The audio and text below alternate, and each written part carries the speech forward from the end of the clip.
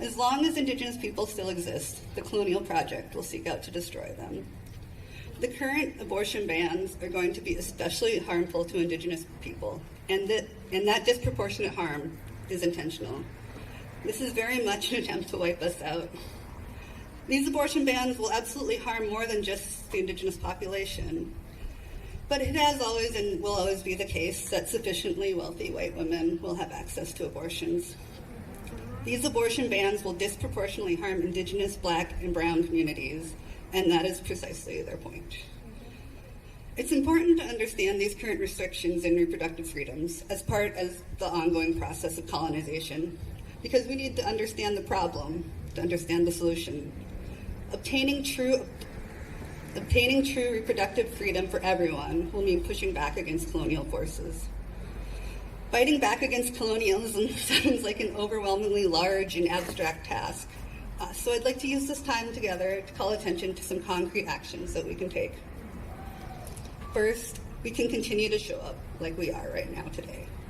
Today we are coming together to make manifest our resistance against the forces that want to strip away our bodily autonomy. We are here to make it clear that we are going to do whatever needs to be done to create a world where people are free to make decisions about their own bodies, where everyone has access to the health care needed to carry and deliver a pregnancy, where people are free to raise their children without the fear of having them taken away. Native children are 4 times as likely to be taken and put into foster care as their non-Native counterparts. Showing up in whatever capacity one is able is an affirmation that we are committed to fighting for freedom for all the people impacted by this repressive regime. Part of continuing to show up is voting. We need to vote for people who protect our reproductive rights. We need to encourage other people to vote for people who protect our reproductive rights. If there isn't a candidate running who is committed to protecting our reproductive rights, we need to find one, or we need to be that candidate. People who want to take our reproductive rights away are voting. They are voting on the single issue of banning abortion. We need to meet and exceed their energy. Another tangible way to show up is to invest resources to the best of your ability in mutual aid and or similar BIPOC organizations who are working directly with the communities they serve. Local abortion funds really need your money, and these abortion funds put money directly into the hands of the people who need it. Engaging in mutual aid is an inherently anti-colonial act. It's us taking care of ourselves, us taking care of each other. I grew up in Minnesota, so I've long been familiar with the words of the late Senator Paul Wellstone. We all do better when we all do better. This isn't a mere truism, but rather a description of the relationship that holds between us. Our well-beings are interconnected and interdependent. The charity model of giving consists of a hierarchy from the one who does the giving to the one who does the needing. The mutual aid model of investing acknowledges that a world where the needs of others are met is a better world for ourselves. If you're in a position where you're able to invest funds, invest in local abortion funds, local mutual aid networks. You can find them at Iowa Mutual Aid Network, and organizations working directly in the communities they serve. Showing up, disrupting the vote, and investing strategically are all concrete actions we can take in effort to resist these attempts at limiting our freedom. But the colonial project is still engaged, and resistance is going to require we take explicitly anti-colonial actions. Participating in mutual aid and acknowledging our interdependence are anti-colonial actions. They make it more difficult for the colonial project to succeed. One anti-colonial effort you can make on your own time and at your own pace is learning the true history of the land we occupy. It's unfortunate the history that we are taught in school is largely inaccurate propaganda. Learning what actually happens allows us to more fully understand how we arrived at where we are today. In addition to the efforts to control our bodies, colonial forces are working to prevent this true history from being taught in our schools. What they are calling critical race theory is not critical race theory. That's a legal theory. But rather a true account of the history of this nation, unflattering bits and all. They want to ban the teaching of any history that might make students feel ashamed, not because they actually care about students' feelings, These are, after all, the people who want to force a third grader to remain pregnant. But because on some level they know that shame is a powerful motivator for change. Learning the true history means rejecting the false colonial narrative. This is an important step in pushing back at colonial forces, because maintaining control of the narrative is a large part of control of the colonial project.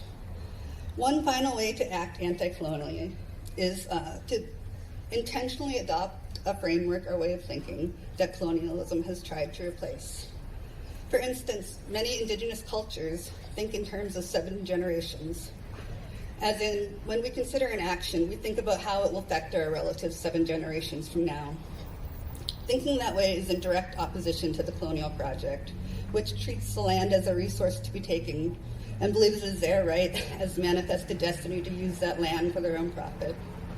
Reproductive justice and environmental justice are closely linked, and that link is colonialism. Before I get to one final anti-colonial endeavor, even though this rally is titled "We Won't Go Back," I would like to go back for a minute. Back 500 or 600 years ago, back before the colonization of Turtle Island, we, the indigenous people, have always had our medicines, our ways to make our periods come. We've had our medicines and we've had our ceremonies. And back then, we had the ability and freedom to live our lives as we chose. We had relatives to help with our children. We did not have prisons or homeless camps or pig feces in the air and water. I'm saying this not to illustrate that pre-colonization was some idyllic time, but to emphasize that the way things are now is not the way that things have to be. Knowing that it is possible to have things that colonial capitalism have made seem impossible can help us see a way out. Remembering that this better way of being was actual can remind us that it is entirely possible. We can have a world where our rights to bodily autonomy are respected, where people's rights to food, water, shelter, and safety are not only acknowledged, but met. We talk about colonialism as an ongoing attack, but in the sense that it has not succeeded in its goal of entirely eradicating the indigenous populations, there's a sense in which colonialism has failed. It is an incomplete project, and we need to keep it that way. And so for this final anti-colonial effort, I ask that you have faith in a just and habitable future. In all honesty, the future is not looking that good. There are going to be more efforts to restrict abortion access and reproductive care. There's going to be more legislature aimed at harming our transgender relatives, especially the youth. The crisis of missing and murdered Indigenous relatives will continue to go unaddressed. It would be very easy to let realism slip into hopelessness. This is where our faith in our fellow human beings come in. Faith that we can work together to create a better world. Despair is very much a part of the colonial agenda. Those in despair lack the will to resist. Hope is radically anti-colonial.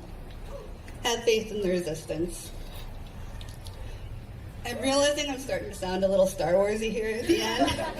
So I'm just going to lean in and I'll leave you with this description of the way that the empire works. The empire has been choking us so slowly, we're starting not to notice. Fascist regimes really do work like that. That's part of what makes them so dangerous. Indigenous people have felt the hand of the empire for centuries. The people on the margins of society, the non-white, the non-straight, the non-cis, the disabled, these groups have felt the squeeze. If you're only just feeling it now as it encroaches on your freedom, that's okay. Now you know it's there. And now that we know, now we know that there is work to be done.